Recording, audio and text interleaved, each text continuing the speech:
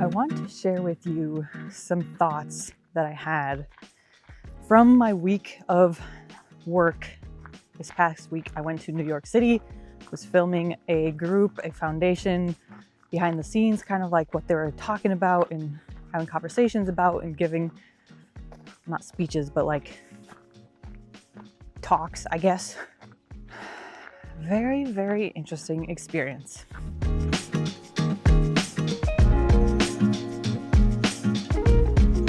I'm just gonna pretend as we walk through this long grass that we don't know that ticks exist, and they will not find me because they do not exist.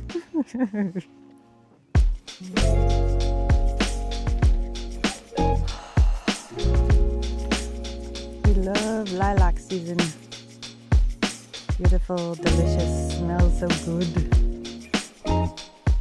Hey, my name is Darz. Welcome here on this channel. We grow the comfort zone. We expand, we learn, we grow. Oh, I just said that. Let's grow past those words. Let's find something to say. I don't know. I'm sitting on a rock. My hands are cold. Let's just get into it. Where do I start? Okay. So I was filming at the Tribeca Film Festival, which is a film festival. They have a bunch of films. They have a bunch of talks. They have a bunch of happenings and networking and events and whatnot going on. And somehow I never realized until there's two specific short film documentaries that I ended up watching that made me realize how much of a difference one single person can make in the lives of others or like in their community. How did I never realize how much of a difference one person can make? So growing up, right? Conservative religion, small town, third generation Finlander in the USA. My ancestors used to be like nomadic people in Finland, and now we have become very like stuck to our location. Like we don't necessarily go out a lot, shall I say. Don't get me wrong, I love my hometown. I love my people. But it's kind of crazy how when you're in the same routines, you're around the same people, the same beliefs, the same systems, you kind of just get comfortable and you're like, okay, I'm happy with this. And of course, everybody's meant to have different paths, right?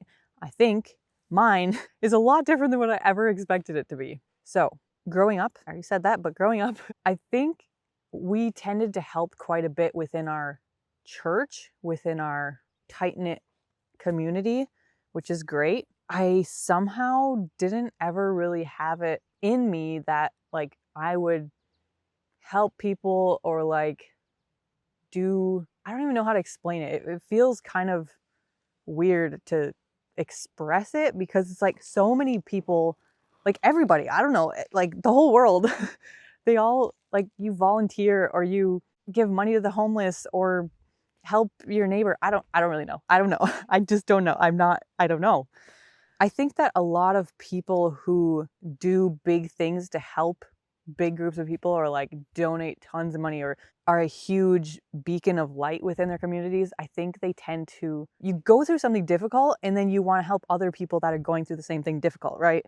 And so maybe part of it is just like, I didn't ever really, I also hate saying this. It sounds so privileged and so just like, I just never had to go through such hard things in my life. And so two films. Okay, I don't know if you can watch these anywhere, but I'm going to mention them. I don't know if I can link them. I'll try. I'll see.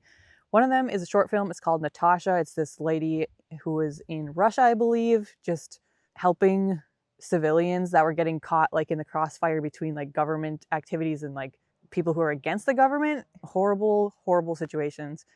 And so she was helping get people out of situations, finding kidnapped people. She was saving lives, literally saving lives, kind of like without regard to her own life. And the whole, like everybody knew about her, everybody, the community looked up to her, like sought her out, just loved her, of course. She's saving lives and bringing families back together. This other film is called Widow Champion, lady in Africa in a very super small remote town where widows lose land, lose their houses. They get kicked out of wherever they are, unless the husband were to write a will before he dies, which a lot of men were dying unexpectedly, you know. The women didn't have rights to their land or their house or anything.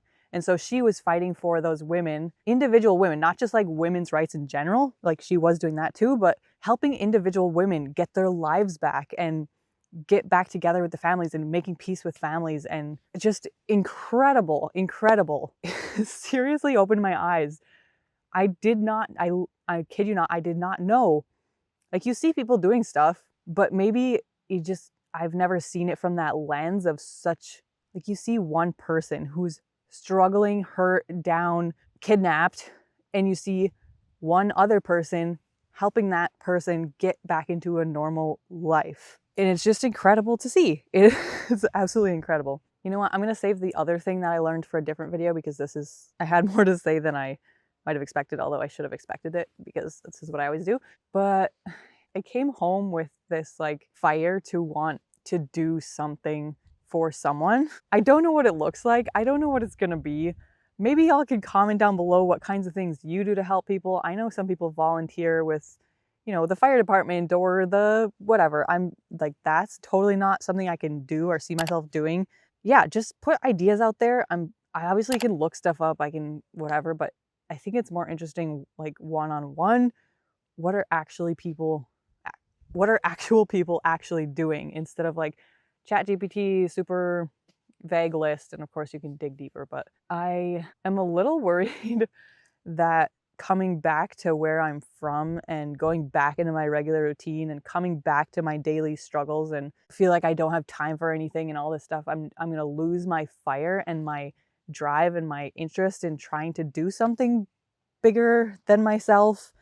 Yeah, I don't think I might try little things, but I feel like I can't just do anything. I have to do something that is meant for me. I have to do something that I feel passionate about, which I hate saying, but you just can't sustain something that you don't have some sort of emotional connection to or kind of have a reason for doing, right? It's just not gonna work.